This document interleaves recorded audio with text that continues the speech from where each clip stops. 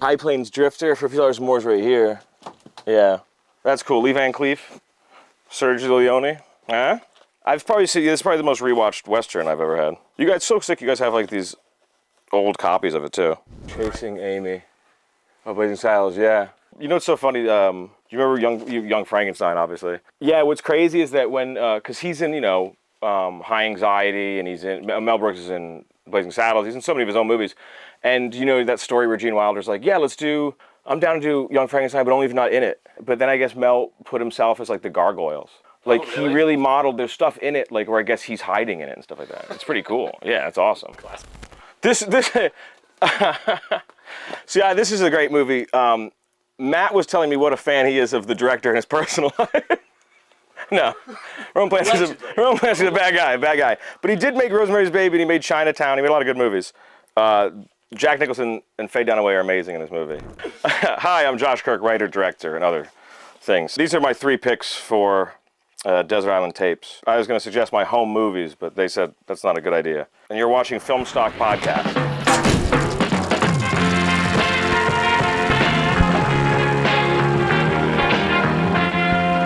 I want to do, can I do a question for you? Every guy who owns a podcast. Yeah, so that's the thing about Trump. They always do that. Like, yeah, that's the thing. Yeah, ladies.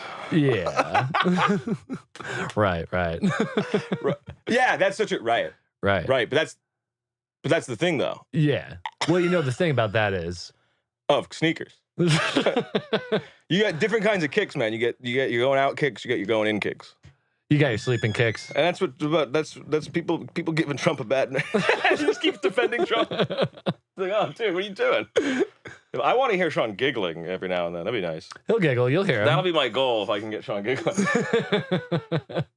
We'll pick it up. Oh, man. That is true. Your friend, I can understand why your friend got distracted. Because you look at movies you forgot about. Oh, yeah. Every time I come in here, I'm finding something new. Like, last time I was in here, I found he had X, Maxine, and Pearl. And what's Matt's Kills tapes? What's that mean? Yeah. We don't talk about those. We don't talk about Matt's Kills tapes. What's Matt's beheadings? All right. Welcome to the podcast, Josh Kirk. Hey, thank you. I got so many questions for you. How do you sleep at night? Got so many questions for you. Yeah. I'm a guy from a podcast. Yeah, man. So real quick, I just want to tell you, I've been watching your shit forever. That's awesome. Yeah, like your old shit, which I want to bring up now. Oh, yeah? Like, yeah. I got a list. You have a gun? I have a gun. Yeah. American Deviant. That was so cool. That's my first thing I ever did. Yeah. Yeah. That actually, I'm like, it's so funny. I look back at that. I'm like, that was sick. Like, you're not supposed to be proud of stuff. I'm like, that was cool. No, that was fun. I mean, when it wasn't good, but it wasn't bad. Yeah. What got you started on that? Why was that your first one? What's crazy is like, I wanted to obviously me and my friend Rafay had been doing like, short films and stuff like that. Is he the lead singer, Ravi Shavi? Yes. Yeah. He's a cool dude. And we were neighbors. Mm-hmm. And yeah, we grew up just like making like just basically comedy stuff, like short film shit that most kids did in the 90s. And then what's it called? Yeah, dude, American Deviant came because I was like, I want to make something, but I have like this little shitty Sony Handycam. I have like really no production, no money. And then I was like, oh, what kind of movie can you make with that? And then I saw Man Bites Dog. You seen that movie?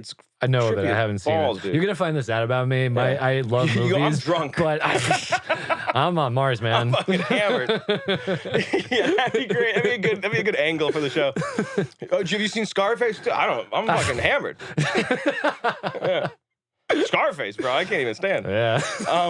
No. Man Bites Dog is this really trippy. It's a French like black and white fake documentary about a serial killer. And it's like, it's so weird. Actually, what's funny is Rafay actually made a great point about it. He's like, the objective of that movie was like, oh, you're laughing with it for so long until it makes you feel so horrible for having laughed at all. And it ends with them getting like the film crew filming him and the serial killer both get killed by like the mob. Oh, really? It's really fun. I just ruined it for anyone watching it. So I want to take that part out. But it's so sick. And it was like, it's black and white and it's low budget. So it's like, oh shit, I'm just gonna do that. I'm just gonna do a fake documentary about something. And I'm gonna make it black and white too, because black and white's way easier at that age too, because you're not dealing with so many colors. Yeah. Totally. And yeah, so a fake documentary in black and white was such a simple idea. So I just got my actor friend Matt Addison, who's like an actor and model in New York now, and yeah, we just like, oh, you're a cat burglar, and that's easier too, because it's like also people didn't know what cat burglar meant. They kept thinking I was stealing cats. It's someone who like steals jewels and stuff and breaks in the house. Sneaks into the house, you know. Yeah, it's not like I'm on cocaine just explaining this. Shawn giggled. Yeah, dude. And so it was just a fun, easy concept. And I don't even think I had like a general idea for a script, and then we started just filming it. And then I would like make up stuff for interviews and like, oh, you're his ex-girlfriend. We're gonna interview you. And what are you gonna talk about? And it just became a story about like, oh, this man's a mystery. And then that's the first time I ever was like, wait, I just did a theme. Oh shit. Like I stumbled into like, whoa, was I just trying to, was that a metaphor? Yeah. But I don't think it was. Yeah. But it was something at least cool enough and like tangent enough. Like it made sense from front to back. So I was like, oh, I'll just keep doing this. Now, did you know you wanted to make films prior to doing that? Or was that just kind of something that's kind of was spontaneous? You're like, I could, you know, I like this movie. Let's try to do our own. Or did you know from a young age? It was like, that's. Yeah. You know what's crazy, dude? I fucking had no, I must have been hitting the head too many times because like, my mom converted a bunch of old home movies, dude, and like my brother and sister were watching them, and they were sending me these things, and I was like, so embarrassing. But I was like, apparently, like since a kid, I was like talking about movies and like following people around with a camera. I had no idea that I did that. I must have been molested. I forgot all of it. Yeah. Were you just drunk? Yeah, I was just a drunk kid. But no, yeah, what's really cool actually is my friend back to Rafe, he made like a short film. It was like 40 minutes long because no one told us that short films could be like 5 minutes. Yeah. I was like, oh, it's like a shorter film's like 40 minutes? That's what we did. We just kept making 40-minute films. How long was American Deviant? Like 40 minutes. Okay. Yeah, and Rafe made a film, like a comedy, kind of satirizing hipsters on the East Side called Young Men. That's about these two guys in college, blah, blah, blah. And, you know, he just wanted to make it because he wanted to make it. Rafe's a musician, but he wanted to make that. And I directed like one scene, one joke in it, like one kind of 40-second thing. And when we watched it, he knows it too. Everyone, it was so funny. We watched it with a bunch of people, and that got the biggest laugh. And I remember looking at Addison because he was in that thing. And I remember looking at him going, we should just chase this feeling. Yeah. That felt good. Was that validating? Yeah. Yeah, it was very like Pavlovian. I was like, I'll just keep doing that. Because you then put Addison and a bunch of others. Because of that, I put Addison in American Deviant. And then Addison, me, like Rafe, and a couple of us, like, it's cool to have like a cool group of like, you know, like, I hate that word, but like artists. They're all like, oh, as a musician and as an actor, as a model, like, oh, cool. Do you guys want to work for free? Yeah. And I'm working for free too at the time. Yeah. And yeah, you just make a bunch of those and you get confident enough or at least okay enough to keep compounding that. And you get money from other people. Yeah, when did that start happening for you? I started dancing. Yeah. In clubs. And check out Shawn Foundation. I just want to look. Is it working? Yeah. Oh, no respect, Shawn. You know, it's a great Rodney Dangerfield joke. He goes, I'm so bad at sex, I caught a peeping Tom booing me. Great line. That's such a funny joke, dude. That's so great. But yeah, the money thing came because I had a couple of friends that like dealt a lot of like weed or something. So, you know, they had money. And then they pay for things because God knows why, other than they just want to spend drug money or whatever. I don't know. Be a producer. Must be, because it's not like a tax write-off. Give an idiot like, you know, $5K to make a stupid thing. No, but I made I ended up getting like a 7D. Not bragging. We all started somewhere. Yeah.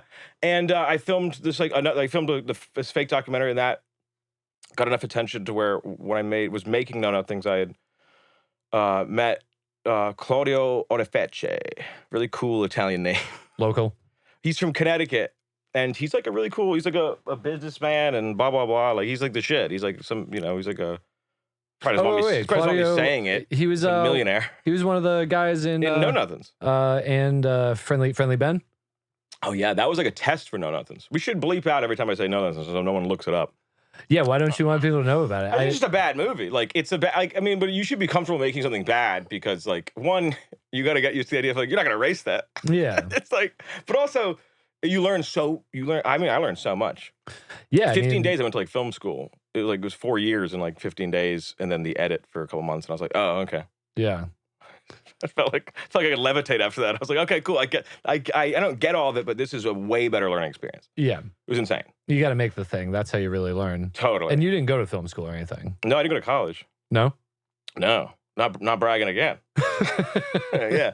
I love saying I went to like Yale or Harvard though. It's so funny. Yeah. Someone asked. I should say that. Wait, ask me that again. Did you go to college for film school? Harvard. No, not, yeah. Harvard. Yale, Stanford. No, I didn't go to anything. I left Tollgate and then I just like did like woodworking and stuff. Oh, fun. Yeah. Well, I can make skateboards. So I was like, this is probably it. And I'm making doors at 6 o'clock in the morning. I'm like, this is terrible. Jesus, man. Yeah. Well, it's really something else, though. I mean, how old were you when you made No Nothings? That's not. I don't know. I was like early 20s or something. Early 20s? Yeah, I was pretty young. Yeah. Yeah. It was like I think it was a while ago, dude. And because we'll have like reminders, like this happened this long ago, and you're like, and Claudia will call me up and go, what the fuck happened, dude? How does time fly? Yeah. It's nuts. And a lot of those actors want to do cool things too, which is really fun. That's what I love about like half of my stuff I've done. It's like where you see someone, you're like, oh, they're like Marilyn Caserta is a great actress, and she's in Hip Cat. She's the one that she got co-lead in Hip Cat, and she's the co-lead in Funny Business. It's another short film, which are all just in the Kids Table show. Yeah, what is Kids Table? I spent a lot of time with your stuff, and Kids Table seems to be like a mashup of all of your work, or is that? No, Kids Table is just like, in a way, in some sense, but no, Kids Table is all the comedic, like, it's just comedic skits and shorts, and they're all absurdist or satirical, so they all fit this, and they're all made by the same team, so it fits the same great genre, too. It's like, these are crazy comedies, it's repeating cast, it's cinematographers, Andy Drockman, editors, like, Roy Power, and I edit some of them, but all written and directed by me. Yeah, and they're all just comedies. They're all just like really fun, short comedies. So if you watch it, it's a 24-minute episode. It's a pilot episode. It's hilarious. Thank you, yeah. I think it's fun. They're so fun. But I got to ask you, though, because like this is something I've been trying to rack my brains with. It's like, my understanding is you work now for Animus Studios.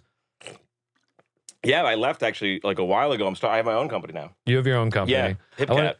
Hip Cat. Yeah, which is named after the short film. After the short film. Yeah. I want to get into that in just a minute because it's my understanding that like Amigos Tontos and like, is that right? Yeah, so like those are made under the Animus banner, and I'm sitting here being like, this is a professional like advertising company, and they're letting him get away with like masturbation jokes, like a whole short about just a masturbation joke. Yeah, no, I think I like habitually lie, like I stepped over a lot of lines, doing stuff, but they were so cool about that stuff. They really like nurtured a lot of people doing kind of cool original content.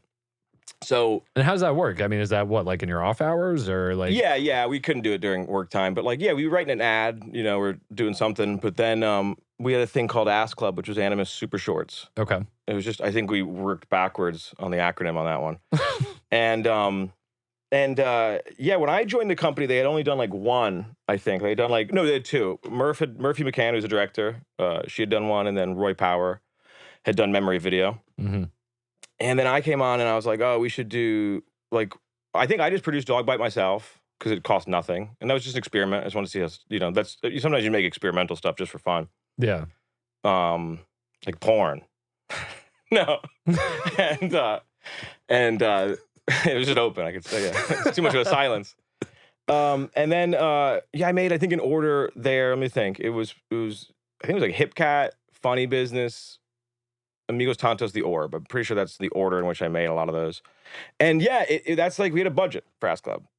And we'd have like a meeting. Like we'd be like, hey, we want to get 5,000 for this thing, and we think we could do it. Here's the pitch deck. And you would have to pitch that to Animus. You'd pitch it to everybody, and they'd be like, yeah. But it's also like, it's kind of a corrupt system too, because it's like, I'll just beat you up in the parking lot. No, I'm kidding. Yeah. No, but people were like, no, we're all friends. It's not like, it's corrupt. It's totally corrupt. Yeah. It's like Mussolini. It's like, hey, I think we should make this movie. Like, we all have guns to each other, so like, we're definitely gonna make that movie. So we made a bunch of those. When we got to Amigos Tontos, so Andy had left the company to go work. He wanted to work in LA. Andy Drockman, who's a great cinematographer. He's the man. Okay. Yeah, Andy's hilarious. And I've worked with Andy a lot. Out of cinematographers, he's probably the longest collaboration, probably. You two personally? Yeah, I think as far as like me and probably one of them. Yeah, definitely. Did he also help you? Did you meet him through Animus, or did you know him before? You know, it's crazy, dude. Yeah, I met him through Animus, but I would have met him anyway. Because one time I was just like, in the summer, like years and years and years ago, like a wicked long time ago, I filmed a wedding for a friend of mine who owns a company. It's like, oh, I got to fill in. I'm going to help him out. And Okay. Andy was going to be on it too. And I was like, we just would have met each other regardless, which is Did really you not funny. end up doing the wedding? No, I did the wedding, but I met him at Animus first. And then it's like, hey, we're working together in like a week. And I was like, what the fuck? Yeah, it was pretty trippy. What a cool story I just told. What a fun story that was. But no, Andy, he goes, I swear to God. So the Amigos Tato story is this. Andy already was leaving the company. Everyone knew that. And he goes, man, we should make Amigos Tantos. And I go, yeah, that'd be sick. And for those who don't know, Amigos Tantos is just literally, it's like a, it's like a 2 or 3 minute short film about a cowboy masquerading in the woods, to put it lightly. And it's also about friendship. So there you go. For what it's worth. So mind your business. Yeah. This conversation is over. And and he was saying like, oh, we should make it. And I'm such a I was like, yeah, we should. That'd be cool. But also like, but did it exist? Like you say we should make Amigos Tanto? Yeah, I write a bunch of things. So like I always just pass got it around. Oh yeah, I have like a ton of. That's why Kids Table is like episode 1. I have like 40, 50 short film scripts that are just comedy things. Yeah. I also have like TV show scripts or feature film scripts. So there's a huge backlog of stuff that people have read. And somehow the idea, I have an aunt that lives in Foster who has that kind of property. Mm-hmm. And I have Westerns are so fun, 2:39 aspect ratio and everything. And he's like, yeah, we should make that. And I was like, yeah, man, but we're gonna get in trouble. Blah, blah, blah. He goes, no, it's the budget's the budget, man. We can use it. No one else is using it. And we're coming up in December. This is gonna like blah, blah, blah. And I was like, oh, okay. We weren't coming in December. It's like 6 months away or something. So we do it. And we get approval from like the people we need to, except not the 2 people in the company and not the project manager. Yeah. and then we made it, and we're on set, and I just remember being like, "This is bonkers! Like this is crazy." And I'm literally there's a video I should release it. There's a video of me like telling Pat Curran how to like masturbate. I'm like, oh no, because there's like a silhouette that's like half the joke, and I was like, wait, and I will have the director's monitor. I'm like literally just, and then I see the behind the scenes guy getting the film. I'm like, oh, this is embarrassing. Gotta frame that. Yeah, and one of my bosses was on set, and he brought his kid, and I was like, yeah, man, we might be going too far again. But I think it's sick because like I think like in a world where people make short films all the time about someone's parent dying or someone finding themselves. It's like, yeah, here, check this out. Yeah. All your films have that, like, they have an edge of fun. There's an irreverence, I think, or something. Yeah, like an absurdity. Yeah, I think it's because everyone, I think everyone is nailing the sad, dramatic shit. That's your bag. Yeah. I'll be over here. Yeah, sure. Yeah, I'll be drinking a chocolate milk over here. Yeah. Yeah, it's just a funner playground, too. Yeah. Dude, I was thinking about that, like writing scripts. Yeah, what's that like for you? Like, scripts are so fun, man. Yeah, do you like the writing process? Yeah, it doesn't cost anything. It doesn't take any time. Doesn't take any other people either. Doesn't take any people. That's cool. That's fun. Because even though working with people is so fun, and you're on set, you're having a lot of fun with actors. But it's always the convincing. The build-up sucks. It's a lot of work. Yeah, it doesn't suck, but the build-up isn't fun. It's not like no one's like, I can't wait to write this call sheet. Yeah. I don't know why I did it like Woody Allen. I can't wait to write this call sheet. This call sheet. I'm going to talk to all those young ladies. Yeah, I don't know. It's like, yeah, the funner part, the best part in the world is like being on the set. But also, honestly, just as good as that is writing a script. It's the coolest thing. I'm writing a new one right now, and I'm just having so much fun writing it. It's awesome. Feature? Short? It's a feature, yeah. Yeah? Yeah. It's cool, yeah. And it's like a smaller, I'm getting like, I don't know, I'm somewhat obsessed with the idea of like just writing small things. Like writing, like, even if it's big, like I have a samurai movie based in 1610, but it's still like, oh, we're just in this one location. There's just 3 main characters. Mm-hmm. There's not many other things. There's a fight, there's fight scenes and stuff like that, but small. Like, yeah, contain stuff that you can really like spread out and do cool stuff with. It's so much more fun than being like, so there's a car chase and it's flipping the car. Like, oh fuck. Yeah, Irreverent. The samurai story. It's cool. It's like, I think it's like. How much can you talk about it? Well, it's called Sayonara, and it's in the film festival circuit now. So the script is. Yeah. Oh, cool. So I can talk about it. Yeah, it's cool. It's based in the Edo period, and I said that weird. I'll repeat it. Yeah, what was that? It's based. Yeah, sounded scary.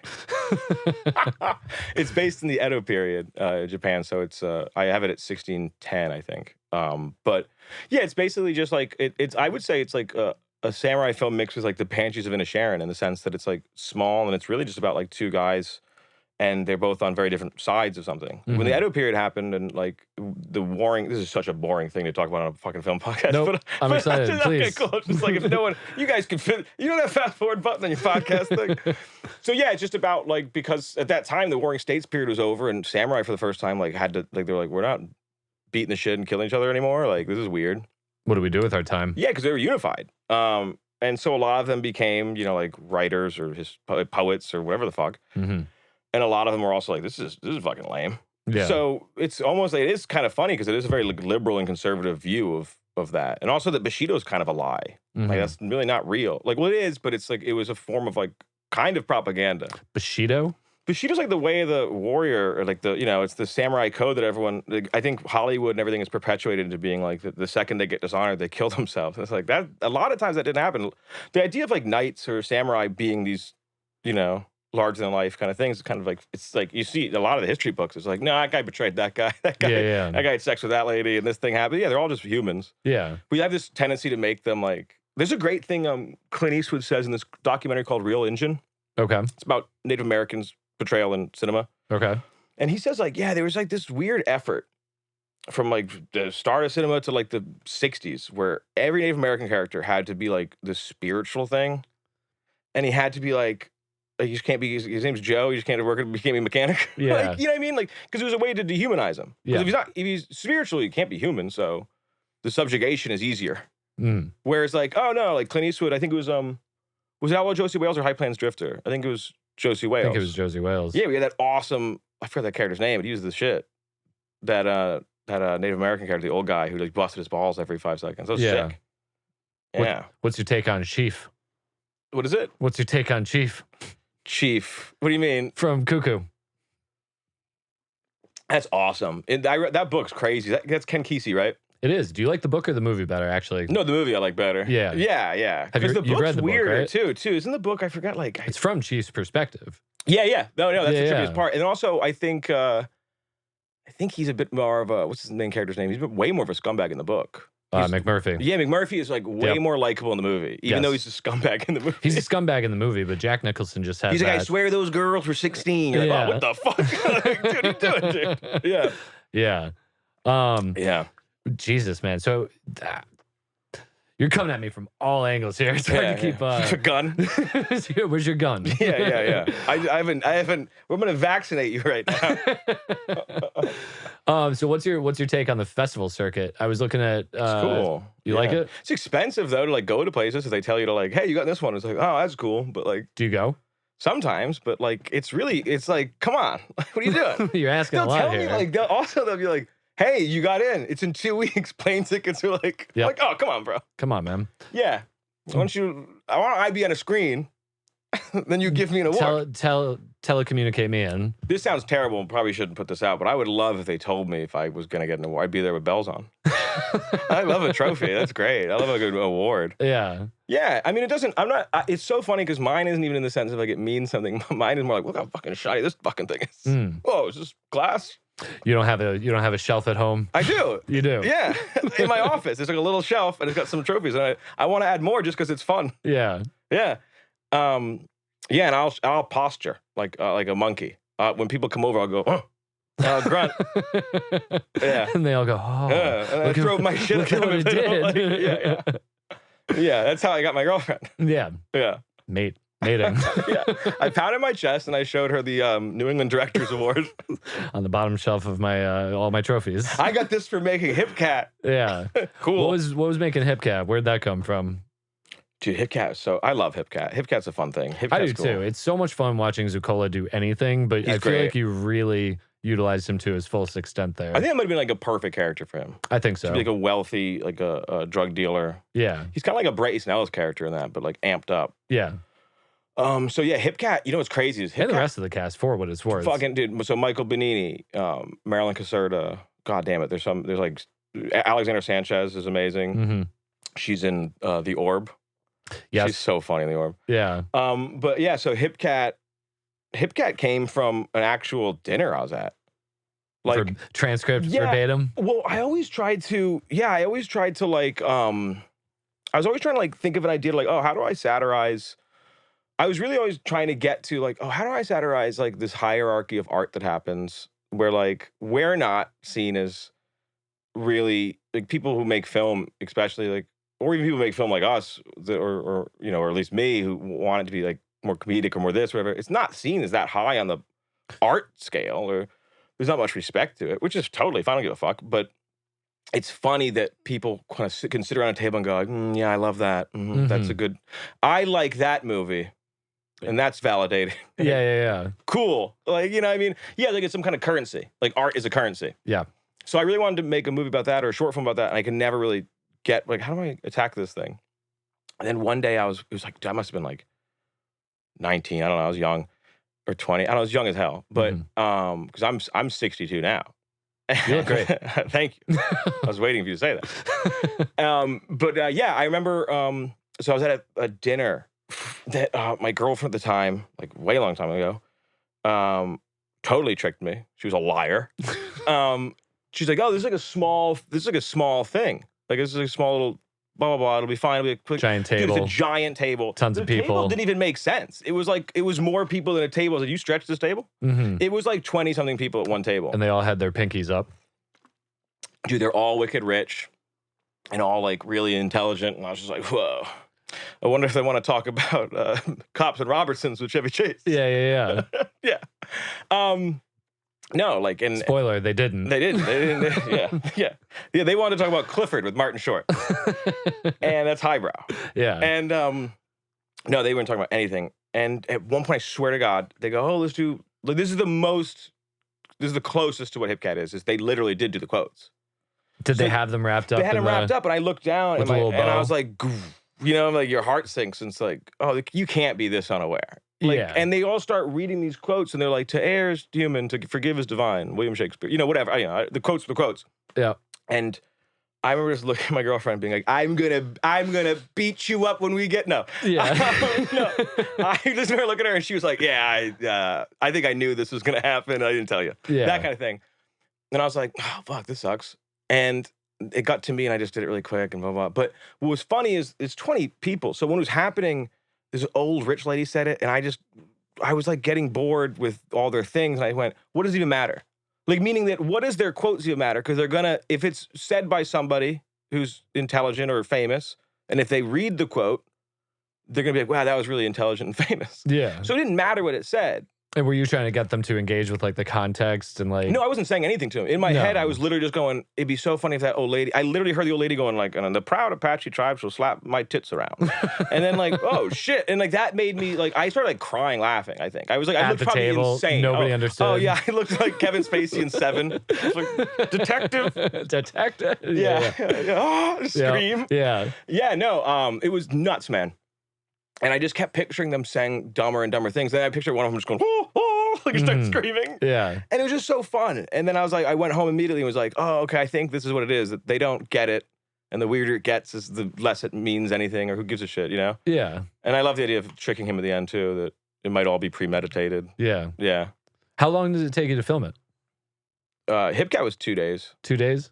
Because that was like 10 pages or something, I think. The reason I asked though is because you have a shit ton of coverage. Like covering a dinner scene is never easy, and then the amount of shots that you have in there. No, that's just a sick team. That's just, and also like premeditated sick team. And also I move real fast. Like that's one thing I definitely do on set. I move fast. Are you a Clint Eastwood or are you a David Fincher? No, I'm probably closer to an Eastwood when it comes to that. Yeah. I go like this. Well, just go. You got it. What are you, some kind of loser? I criticize my cast. No. I think, I mean, it's sick to be, I mean, my thing is it's much more in the pre than it is on the show. The show, we're there and we're doing it. But the pre is all most of the work. Do you do rehearsals with your actors prior? I try to. I can tell you on Hip Cat, there was no table read. I individually called them and just talked to them, and then talked to them about comedy for like 30 minutes, and then just read the script with them. And then I'd be like, "Oh yeah, I kind of feel it's like kind of like this not inflection. I just say I feel like you have more content for him here." Okay. Or I'd say this thing here. And then even filming was really fun. Since we moved fast, we had time to do line-oramas. So I'd just be like, Kimmy Dunn is a great actress, and she's the one who's like, she interrupts him. She's like, no. And I would have them do, "Oh, say it this way, say it this way, say it this way." And we just kept going. Like, it was like 10 takes of that. And we had amazing coverage of these amazing actors. And they got to like do what they're like so trained to do. Yeah. Yeah, it was sick. And how do you know all of them? Was this It's a lot of headhunting. headhunting? Yeah, so like some of them I knew, but then some of them were recommended through other actors. That's also a really cool thing. If you get a recommendation from an actor. What's hard now though is like contacting actors. You go, hey, you should be in this thing, and then the agent's like, you fucking talk to me. You're like, oh shit, like, like, oh, I'm just his friend. Did you encounter any of that on HipCat? No, they were all pretty cool on HipCat. I think they were awesome. Michael Bonini, I don't know if he's still with the same agent. That guy was awesome. He's just like the agent or Michael? Both of them. They were awesome. They came in finger gunning. Have cool. fun. And I never meet the agent in person. I just talked to him a couple of times, and he was like, yeah, that sounds like a cool thing. He gave me like no problem. Just signed a couple of stuff. And he put a camera in my bathroom. He said that was a stipulation. I don't know what that meant. Yeah. How are you in the edit though? Do you long process or is it just as quick? No, it's like it tries to be quick. Yeah. So Roy Power edited that one. He's awesome. He's a great editor, and his was like really meticulous. Like you gotta. That sounded crazy. You gotta. You cut that, Shawn. Shawn, quick, play footage of zebras. Shawn, yeah, that'd be great if I want to get out of something. Shawn, quick. He's dying. Shawn, play my parents arguing. I sent you that tape. What's the question? I'm sorry. Just edit. Oh, the edit. So Roy Power edited. He's a great editor. And yeah, like I think cinematographers and directors should be on top of the edit, but they should also go like, hey, why wasn't that shot there? Yeah. If it works, you know what I mean? It works. Like if the editor does an edit better than how I saw it in my head, I just go, cool. Like next. Yeah, moving on. I hate when people are such micromanagers with that stuff. So you were just talking about the director of photography, blah, blah. Do you hop in and like shot list before? Or? Oh yeah, we're really meticulous with that. Yeah, and that's fun. It's like a really cool collaborative process. I love composition. I used to shoot, so like I'm nowhere near. I can't be anything close to a cinematographer. I'm intimidated by these guys right here. Like if you said that camera shut down, I'd be like, oh, well, I guess we're going home. People think I know how to fix that. I'm like, I don't know. Cut that out. Cut that out. Oh no, hold on. I know how to fix that. Now loop my voice over what I said earlier. Who's editing this?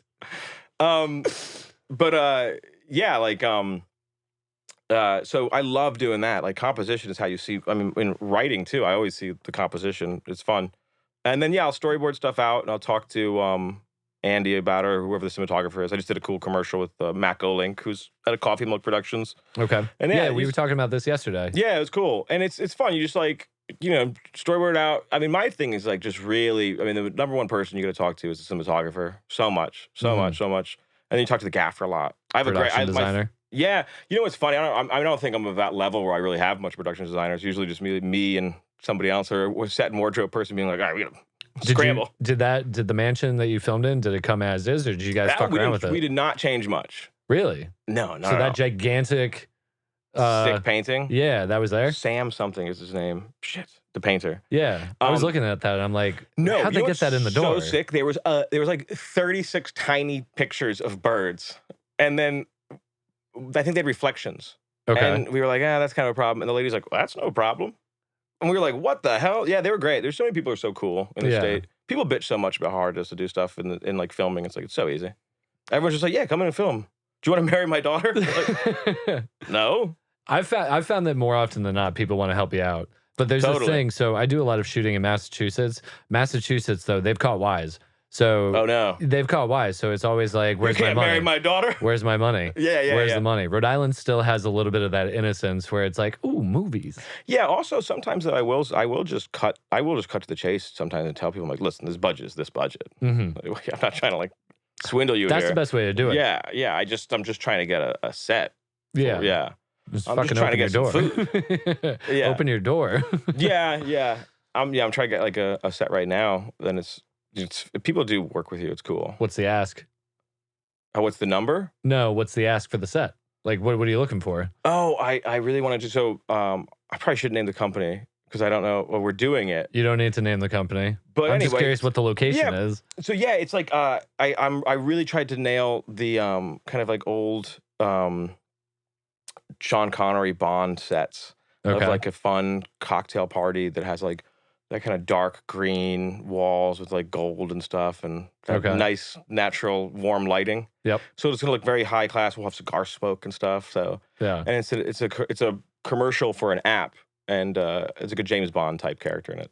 Cool. So that's what I'm looking for. I like how your commercial work also has narrative threads in it. I think I was talking to you yesterday about the I'm better at that probably, yeah. what was can you talk about it? What's the name of that thing? Ami? That's a cool Ami. ad. I love that ad. I also Yeah. love the Ami. Plug, Nick. If you're seeing this, Nick. Yeah. Let's do more commercials. That was a sick commercial. Yeah. Ami is a wearable AI assistant. Mm-hmm. And it's scary. Transcribes everything. Yeah. You can pull notes from it, pull jokes. Which is awesome. You can do extractions. Yeah, it'll analalize like a conversation that you. Are you analyzing this conversation right? You literally have it right now. Yeah. Imagine if I had it on me right now. Yeah, Just blew me away. And do you bring the idea to the company? Yeah. So the company will usually, whatever I'm doing, whether it be Animus or my own work, a client will always kind of have like, oh, we're thinking of this or that, or they can be really open with it. But oftentimes they kind of have like an idea maybe where they want to go, and then I'll give them a bunch of concepts maybe like I know this like if an app commercial I'm doing when they originally approached me like, hey, we want it to be crazy or we want it to be offensive or we want to do that. I was like, oh well, you have to tempt me with a good time. Yeah. So I wrote a bunch of them, and then they picked one, and then we did that one, and I'm writing that one right now. So I wrote 3 scripts based off of the one they like, like 2-page scripts. And that's how we'll proceed. Just keep kind of. And is this all based out of HipCat now? Mm-hmm. Yeah. Tell me about that. What was the decision to leave Animus and start your own company? Well, they're getting further and further into pharmaceuticals, so there's not many need for working with like actors or having narratives. Sure. And I like my what I'm better at is definitely scripted like content. Mm-hmm. So I mean, the work is sick, and what they do is awesome. They're like so innovative, and I love them. But ultimately, like. There's not, you can't go. Kind of a change of direction. It's a change of direction, yeah. And I just love doing narrative content. It's so fun. Like also working with actors, working with crews, and like building something from like, it's so fun, man. Like commercials are fun too. Yeah. They're hilarious. It's like, when I was younger, the idea that someone directing a commercial, I thought it was like someone in a suit, like at an ad firm. It's just like, no, it's just the same people. But same people, same concept, yeah. Same exact concept, yeah. Yeah. What's crazy is that a lot of the people I work with in narratives, or in independent work, or someone doing a movie or short or whatever, same people who work on like huge commercials or whatever. Yeah. Ben Heald is one of the best gaffers, and he's an amazing cinematographer. Do you work with Ben a lot? I love Ben. Yeah, it's like my favorite. I've worked with him for like over a decade. Have you? Yeah, he's great. That's Ben awesome. is like phenomenal. I'm working with him on a music video. We're just doing for Refay. It's like we're both working for pretty much free. I got to tell you, man, I love that video of Indecisions.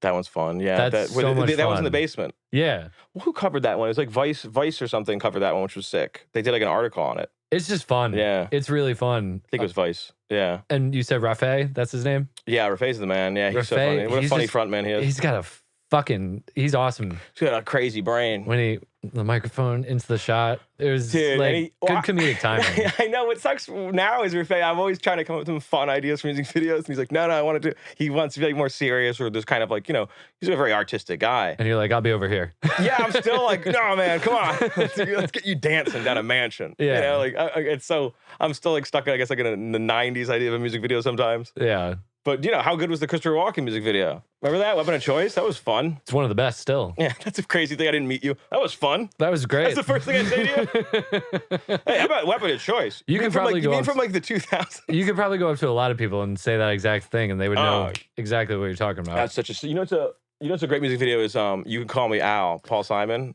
I don't think I've seen it. I know the song. It's so simple. It's Paul Simon and Chevy Chase. Yeah. Yeah. And sitting there next to him just singing the lyrics. And Paul Simon's not doing anything. Yeah. Yeah, it's so cool. Yeah. I don't know why I find that so fun. I remember just watching that one day and be like, this is it, dude. This is where it's at. Kill myself. This is the top of the mountain. So what is HipCat? What's the goal with HipCat then? Obviously, to continue producing, more narrative. Yeah, I want to. I mean, I always love the idea of like, well, one, in business, just make cool, great content for awesome clients, and that's awesome. Because that's what we do at Animus. That's what we do at, I mean, so many cool companies are doing that in the state. Like Gnarly Bay is great. And, yep. Yeah, and Colony, and I just keep mentioning. That'd be great if I just kept. I go, and Fangora, Ouija, and. Atonement. It's like, Josh, these aren't companies. 7. Vertigo. I just immediately, like, I hit in the head. And his name shit. Yeah, but no, but the other goal definitely is like, one thing I was so obsessed with, and I think Animus definitely helped me look at it this way probably is, I don't know, like doing new ads is sick. Sounds so dumb. What do you mean new ads? Well, what's crazy is there's trends, right? That we like everyone will be like, oh, Old Spice had a guy on a horse, and that's crazy. And then people will do that. And it's fun. It's like I just mean more power to them. That's a sick ad. Yeah. You know, when they do those, what is it, Old Spice or Axe does it? There's a bunch of absurd it was Old Spice. Yeah, the guy they're great. They're great. And people will follow that trend, and I think that's a sick idea to do that. And then people, have another, it's a cool Nike ad that is to the beat of something. You want to set the trend. It's so fun to think of something that can be so like, what if you get beyond, it's almost like meta with your ads or something. Yeah. I love that. I've been writing a lot of those lately, and I have to send you those. We've done a couple spec ads with that kind of concept. Okay. Yeah, of just being like, well, you fucking know it's a beer. It's good beer. Yeah, not that, but you know what I mean. Like, I don't want to give it away. You'll see it coming out soon. Yeah. Yeah, we did a couple of those. They're fun. I gotta ask though, how did the bad edits come about? This was when you were at Animus, but I enjoyed. I kind of got in trouble for that one too. Huh? I kind of got in trouble for that one too, actually. Yeah. Yeah, like I don't know. Like, next time I do something like that, maybe. Well, with the daughter and the communist picture and the date and the no, that Guantanamo. one's awesome. I think Justin is a huge fan of that. I don't know if he's a huge fan of that. I think Justin liked it, and Justin's daughter that was fun. She was really funny in it. But yeah, no, I think bad edit was just like it was literally just going like, oh, just for Animus Social, just having more content. That's the fucking whole game now. Yeah. But I was just like, hey, wouldn't it be fun? Because like half our job is editing too. We have so many editors here. Like, what if you showed like the power of editing? You could really, you could edit this right now. Watch, I'll say Hitler. So I just said Hitler. And now if twice. I go, yeah, I say Hitler twice. Well, that's the third time. Oh, he's going to appear. Hitler. Yeah, he's like, oh, come on, guys. Yeah, Hitler Beetlejuice. That's great. Write that. Yeah. He's like, oh, come on. I'm trying to blitzkrieg. All right, that's stupid. So I just said that, but I can also say, oh, you have Goodfellas. I love Goodfellas. And now you can edit, Shawn can have a field day. Oh, I love it. I'm not going to give you the fucking ammo, but you know what I mean? And also, I talk so fast that hopefully you can't clip anything. No, probably not. Yeah, I know, it's hard. Yeah. Same thing with the prank phone call, just content, stuff to get out there. Yeah. Well, no, those were cool, though. So, like, to Animus's credit, like, they're always, that's a fun thing that they enable of being like, well, we got a studio, we got cameras, like, go do your thing. Bad edit was during a work day. Looking back at it, was hilarious. Prank phone calls are like, that was just done after, like, me and my Paul, who's a coworker and a friend of mine, is a great editor. Yeah, we just filmed that. But yeah, bad edit was like, no one knew I was doing it. I totally entrapped every coworker. But the joke of bad edit is I'm the bad guy in bad edit. If you watch bad edit, you can see consistently I'm an asshole who's like, so the character is like how petty I am, that I'm trying to look smarter than my friends. And they're just innocently being like, oh, well, I don't know. I guess. Yeah, that was fun. Yeah, I like that kind of stuff. Yeah. When are you going to do your next feature? Well, that's hard because, like, I'm sure as shit not paying for it. But we are talking to, me and Andy actually are talking. That's the thing, dude. It's like, it's funny because I have a couple, not so many, I have a good amount of different feature films, right? Scripts. Comedies, sci-fi, drama. I genre hop in writing way more than I do. I think the shorts are just easier to do a comedy because it's easier to get people on board. It's fun. It's like, understandable very quickly. It's good response. So well, I got to real quick just cut you off because like everything that you've made available to us and just sitting here talking with you now, like I feel like comedy has just been dead for so long. Yeah, huh? Yeah. I feel like you could usher in the next wave. There are some people that like, yeah, you can see that happening with like, I love Tim Robinson. Yep. It's his full name. Yeah. Yeah. I don't know. I always go Tim Roberts. Cut that out, Shawn. Sound like an asshole. Take two. I always like... No, but Tim Robinson is awesome. I think you should leave. Dude, I liked Tires. Shane Gillis' Tires is pretty good. Like, I don't know, there's a couple new comedies coming where you're like, oh, cool. But, there's something happening. People need to calm the fuck down. Yeah. I love that when someone will be like, this, you know what? This comedy shouldn't be here. What about there's people dying in this country? I don't know. I'd rather focus on this problem. It's a lot easier to get mad at and look like I'm affecting anything. Yeah. Yeah, it's fucking insane. It is. But I think I've been okay as far as like if I do write anything that's funny, I'm usually I don't think I've ever kind of done anything that offensive. Not from what I've seen. No, I mean, I beat up that guy in the wheelchair on camera. Yeah. I killed that couple in Carbondale. But nobody's saying anything about that. Nobody said anything about that. Yeah. Big Sugar. You know, Oh, cool. I gotta submit that to film festivals. I never have. you haven't? No, that's just like a fun. Is that on my website? It is. Can you watch the whole thing?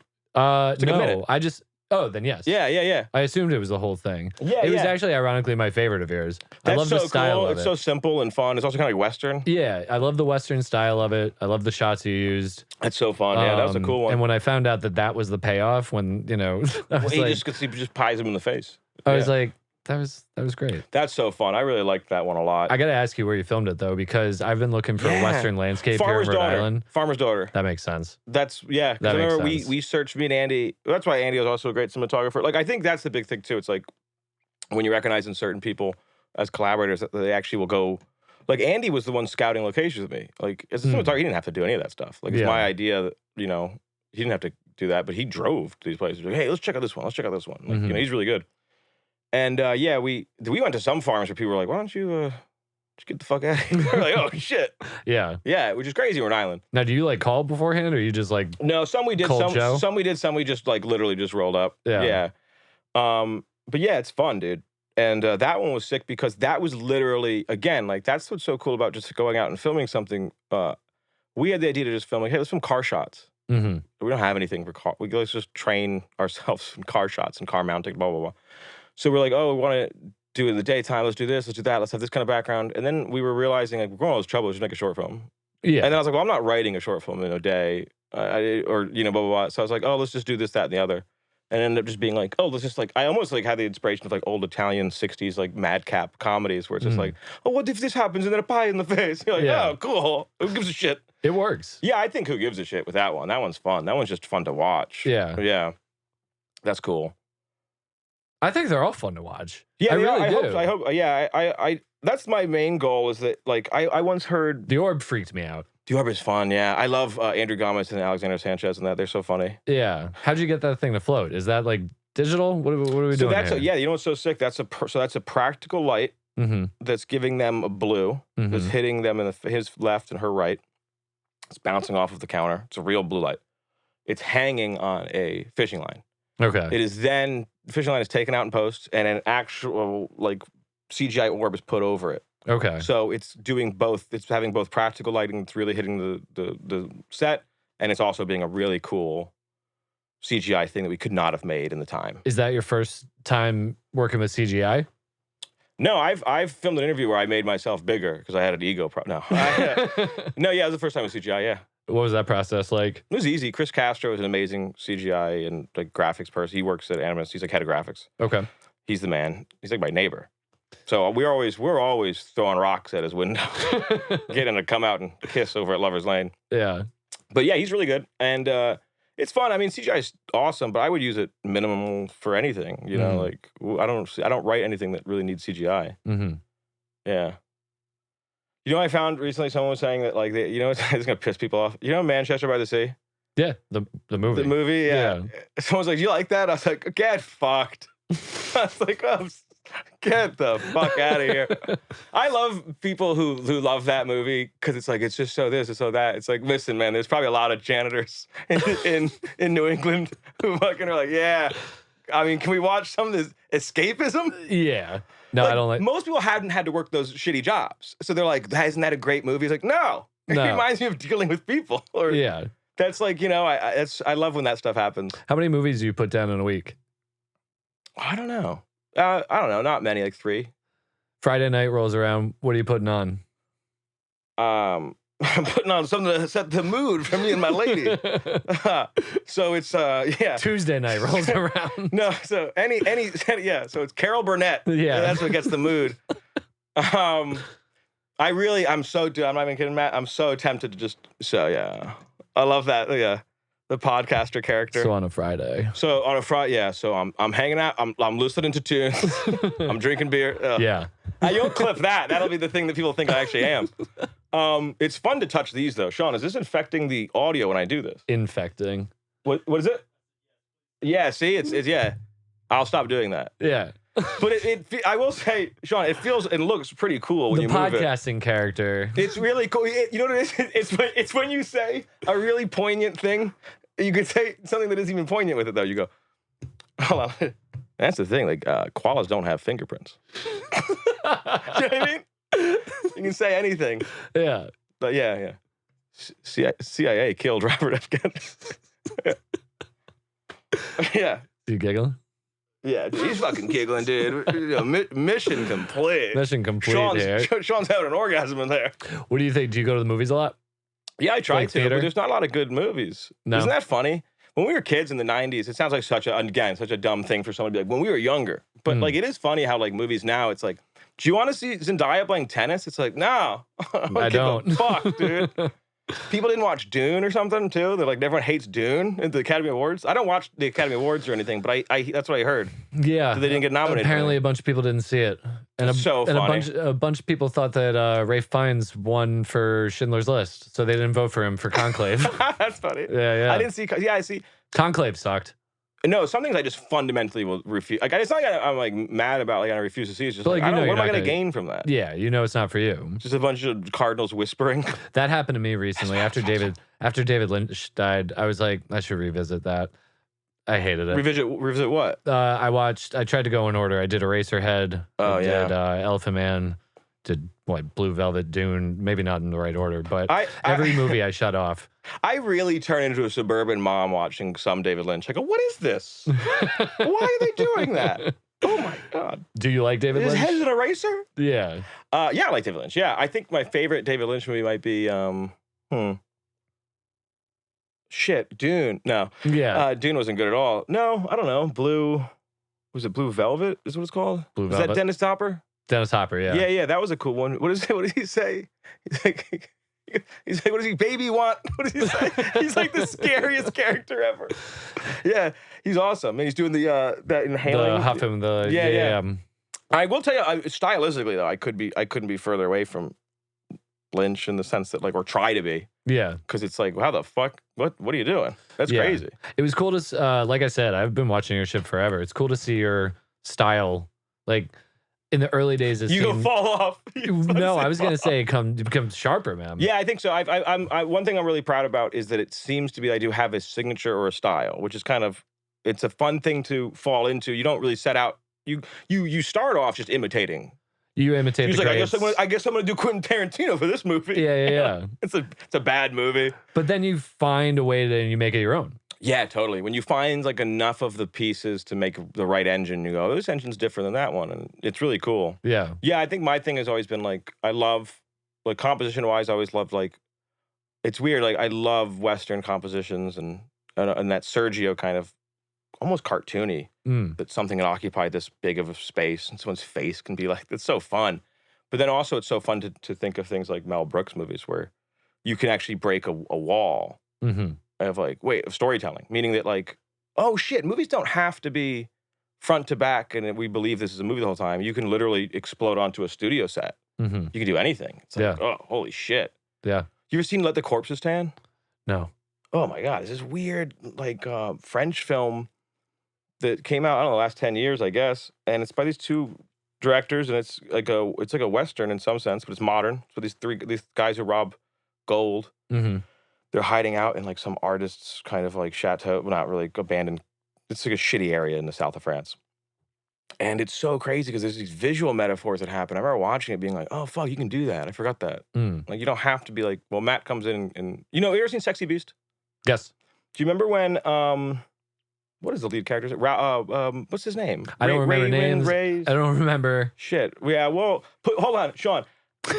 In post, let's find out that guy's name, and I'll do this right now. Oh, do you know? Blah, blah, blah, blah. All right, so now put over me saying Ray Winston.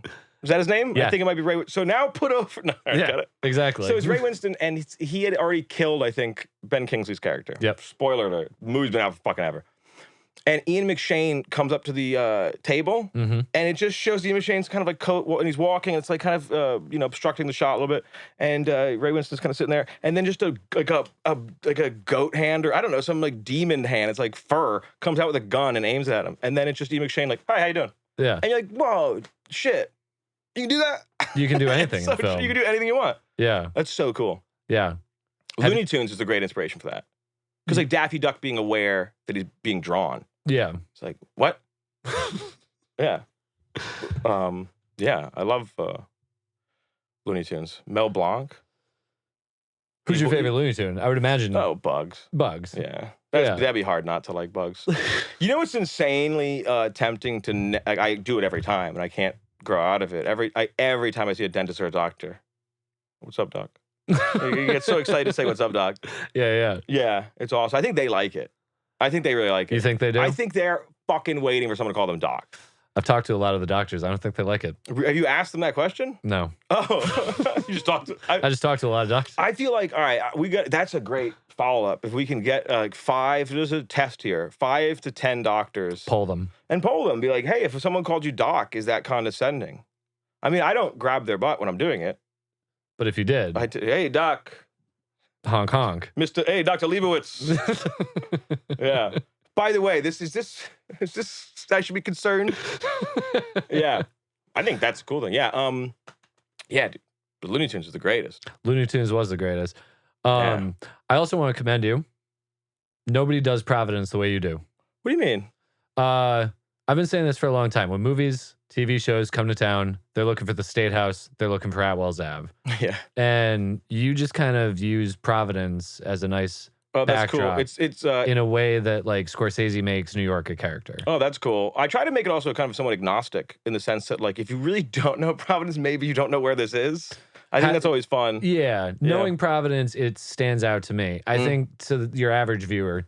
Yeah, it's cool. I love doing that. There's so many cool... That's what's so fun about like this area. Me and my girlfriend were talking about it today, actually, that Rhode Island really is like...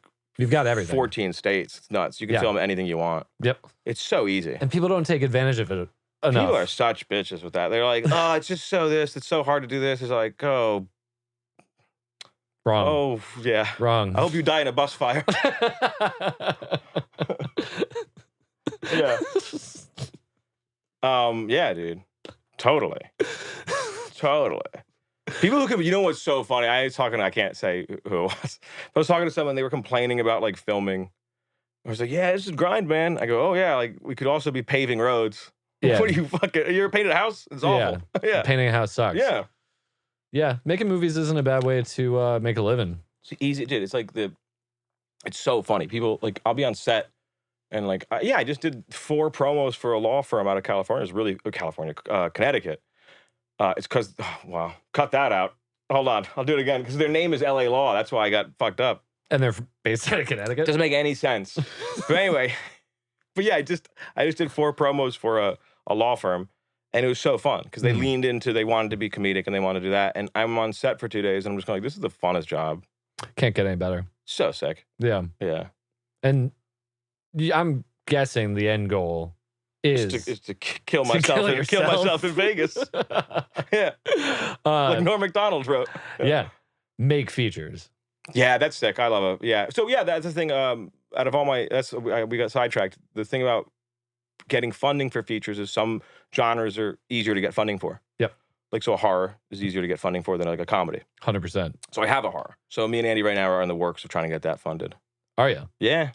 Like, you know, within the horror genre, there are subgenres. What can you give us a little sneak peek? Yeah. It's definitely like a psychological. No, I hate that word, psychological thriller. It reminds me of like every bad '90s movie with Jennifer Lopez. Yeah. Where she's like, I'm trapped again. Yeah. Bitch. Guy's after me. Get a key. Yeah. This guy's after me again. That is probably autobiographical with Jennifer Lopez. A lot of guys are after her. Why won't he go away? Yeah. Remember Double Jeopardy? Yep. Yeah. Anyway. No, wait, wasn't Double Jeopardy Ashley Judd? He was Ashley Judd in Tommy Lee Jones. Yeah. That's so funny. He's like, listen, you gotta kill your husband. Yeah. Listen, you get accused. You go to jail. You can do it now. Yeah. You're good.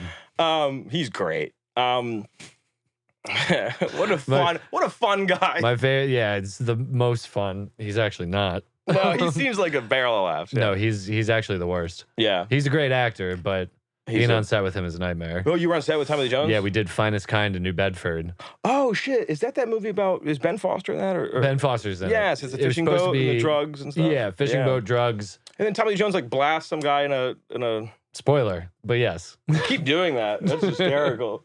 No, it's fine. Yeah. No, Tommy's very particular. He doesn't want to rehearse. He doesn't want to be around people. That's so. Get away from me.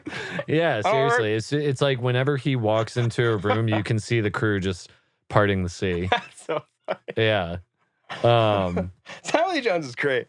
He's awesome, but very particular. Very particular. You should cast him in the next. You should cast him in the Samurai movie. Yeah, I'd love to see him in like Magic Mike.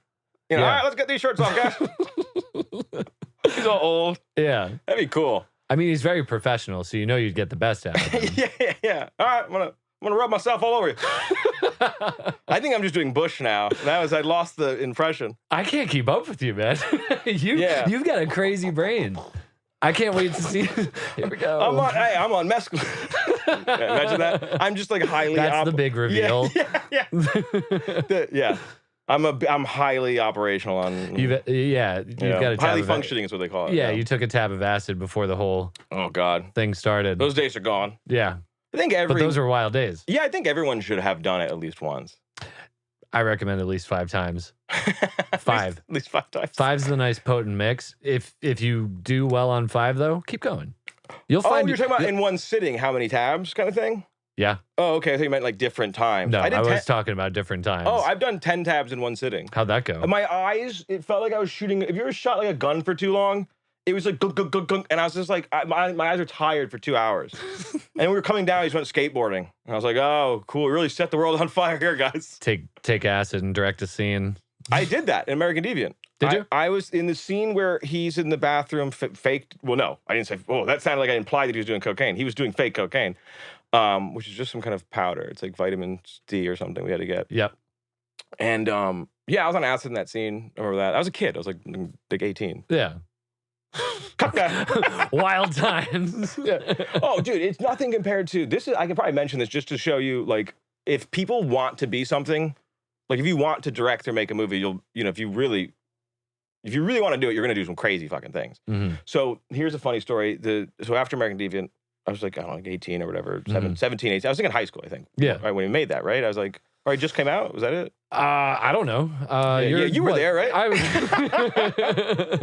You're a couple of years older than me, and I remember watching your stuff like early high school. Yeah, so it might have been that. Yeah, so it might have been like 17 or 18. So I made that, and then I made another short film. Long story short, it's like, trying to be like a Western. We were trying to be a Western. It was a modern day Western. Don't mention the name. No, I'm pulling for it. Yeah, no, it's called Paradise, but you're not gonna be able to find it. And it's not like a movie again. You make a lot of bad movies, make a good one, obviously. And dude, I swear to God, we did this. And you could call this some kind of privilege or some kind of, like, I could be dumb or hitting the head too many times, but I swear to God, we did this. It's me, because I'm filming it. So it's me, 2 of my friends who aren't actors, then Rafay and Matt Addison, who are both performers. Yeah. And they're, all 4 of them are, I swear to God, in black tactical gear and like, what is it called? Day of the Dead masks. Oh yeah, the clear ones, like with the kissy lips. No, that's in another scene. Okay. We used a couple masks, same movie though. Yeah, there's a big mask theme. Yeah. I just saw Eyes Wide Shut. And Fidelium. And I got in. That's the password. And so I swear to God this happens. I literally have, because my dad was crazy. He was like a Mark Twain character. He had guns. He had like a gun room. Mm-hmm. And that's where you got all the old-fashioned guns. These are all real guns. Yeah. Like, dude, if we did this now, they'd be like, this guy's going to be a school shooter. They would like think I'm insane. But like, no, we were just dumb kids. And we were like kids from the 50s. Because we thought, yeah, that's how you do it. Yeah. Dude, we had real guns, no blanks in them. We had to put blanks in later. We used real blanks, which is like, what the fuck? We're insane. Yeah. It was so dumb. So we're in South Providence, which is, hey, even better. I'm just anticipating where this is going. No, it's like, it didn't go. What's so great is how it literally is like uneventful of just 4 idiots with shotguns, real shotguns, driving a van through South Providence, the factory district, pulling into a place, getting out in the broad daylight with shotguns, coming into the place, and then I'm coming and filming them. There's so many instances where Rafay should be dead, Addison should be dead, I should have been shot, like from a blank or something. Or arrested. Or arrested. Oh my God, or another gang just like, whoa, who are these guys? Blop, blop, blop, blop, blop. Yeah, that's the way their guns shoot. Yeah. Blop, blop. Blop, blop. But yeah, dude, we should have been dead so many times. So there's some funny, like, belief I have that, like, I should probably keep doing this. Mm-hmm. So I should be dead. Yeah. Yeah. A little bit of Werner Herzog in you. Let's just it's so cool pick to do the locks, do the thing. Well, no, I was so dumb that wasn't an option to me. Like, wait, filmmaking is faking it. Yeah. I was like, yeah, we should probably put blanks in these guns, right, guys? And they Yeah. were all dumb too. So like, I think we should. Yes. And turns out if you shoot someone close enough with a blank, obviously bad stuff can happen. People die. But if you shoot someone close enough with a blank, it's as much like sulfur gunpowder and then some cork coming out really fast. So all you do is get like a burn and like weird, like you get kind of puck marking. But these are the things that you need to learn as you go. Yeah, I don't think, you know what's so funny? Someone could have told me that. My dad could have been like, I don't know, this is a good idea. But he probably thought it was rad. Yeah. He was like, this is sick. He Yeah. goes, those guys can all do kick flips. these guys, yeah. Let's give him the guns. He didn't talk like that at all, too. But yeah, but he totally let us do that all the time. Mm-hmm. Dude, Rafe had a revolver at one point with the blanks in it. It was crazy. Like, we definitely should have done that. Yeah, thinking about it, you over the course of like a few of those movies, you were doing a lot of in public with guns. Yeah, well, that's what's so good. I'm so happy that, like, as a filmmaker, especially as a male filmmaker, I think there's some That weird... you made it. Well, no, that there's you've come this far. Yeah, that I'm not dead. Didn't get arrested. Totally. I'm unscathed, which is insane. But no, I think, like, there's some, like, weird kind of... I don't know why so many male filmmakers do it early in their careers. Like, I gotta make a crime movie. I just grew up And with- not only did you make a crime movie, you made like 4. Yeah, I made crimes. Yeah. Yeah, no, and I made You like, did the yeah, I made thing. like 4, I made like 40 minutes each one or something. I made Well, a crime ton. movies are fun to experiment. They're wicked fun to experiment. You learn a lot. It's very simple. There's like, there, you have a bag. I want the bag. It's Yeah. so simple. Fun way to Yeah. get bag. Yeah. Yeah. Yeah. How can we make it different? Oh, we can put this music to this. And yeah, there's so many fun things to learn. But as I get older, it's amazing how the older you get, I'm so happy I got out of that phase. I would hate to be like a 35-year-old. Still making. Like, I gotta make a bank robbery movie. Like, I'm Yeah. fucking, like, yeah. Like, I have a bunch of dorm posters of Yeah. Fight Club. And yeah. No, dude. Like, dude, the movie I'm writing now is like literally about a pediatrician who lives in like New England, and he becomes obsessed and enamored with his neighbor because he sees him pulling a prank. Mm. And they become kind of in this weird, like, Faustian kind of thing of pranks. Feels like it's got Hitchcock going on there. Yeah, it's a little bit, yeah, that's definitely true. You know what's fun too, tonally? You ever seen The Art of Self-Defense? No. That's a great movie. Jesse Eisenberg, and Nope, definitely haven't. it's really good. You'd like that one. And also, it's probably it. You know what's a great book? The Magic Christian. That's what I'm kind of basing it off of too. Terry Southern. Okay, Terry Southern wrote like Candy, and I think he wrote Dr. Strangelove, actually. he did. That's wild, Paul. You got that? That's crazy. Yeah, Yeah.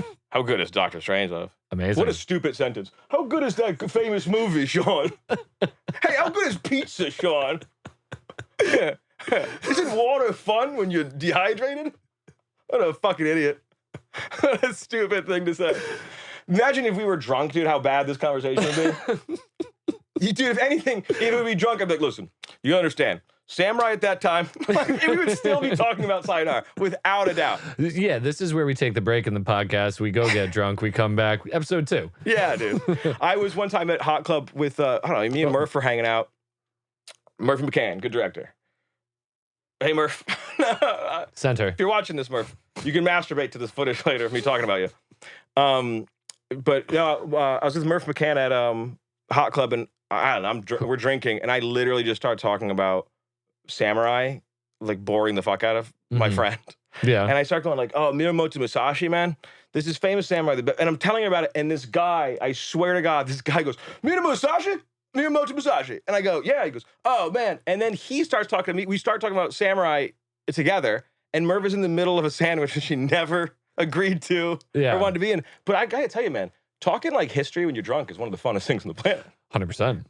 I thought that story was going to go a lot different. What do you think was going to happen? What was the name of the guy? Miyamoto Musashi. I'm not going to say. I thought What a cool name. I thought the other guy was going to go, oh, Miyamoto Musashi. I thought he was going to go, Oh, fuck. This is for my father. yeah. Still eating the sandwich to this day. Murph's like, oh, shit. There's a lot. You know what's the worst when you get drunk with someone, you're talking about history, and they're like, yeah, I'll tell you. And you go, oh. Okay. You start going the other way with history. You're like, oh, fuck. I was just going to talk about, the Haymarket riot. Yeah. Josh Kirk, where can everybody find your work? JoshKirkFilms.com. And there's a strip club. I don't want to. You know what? I don't want to talk about it. This strip club only premieres at odd hours. Yeah, at odd hours. It's a vampire strip club. Yeah. Like Blade. Yeah, that's where you can see no nothing. That's where you can see me. Oh, you fucker. Bleep that out, Shawn. This is bullshit. This is communist. This podcast is communist bullshit. I will close in saying this. Any opportunity in front of a camera, I do think that the CIA should have recruited me a long time ago for propaganda. I'm good in writing and subterfuge. I mean, that's what filmmaking is. It's all just fake craziness. Yeah. I can orchestrate enough media and content for you guys to have go into countries you want to go into. False flag operations. I'm your guy. If it pays enough, I will keep the lip zipped. And I will be, I don't have to be the minister of propaganda. That's a weird term. I know it's a Germanic term in some sense, but some kind of propaganda thing. That's it. And if the CIA wanted to get in contact with you. If you keep saying it, maybe the algorithm, CIA. Yeah, I would do contract work for the CIA, definitely.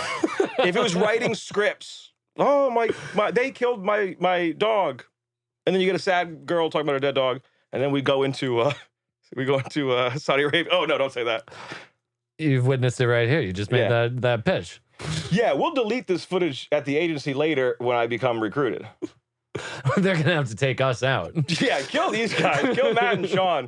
And scrub the podcast. Psychopaths who don't alphabetize their fucking collections. That's insane. Josh Kirk, thank you for being here. Hey. You're watching the Film Stop podcast. Thanks for having me.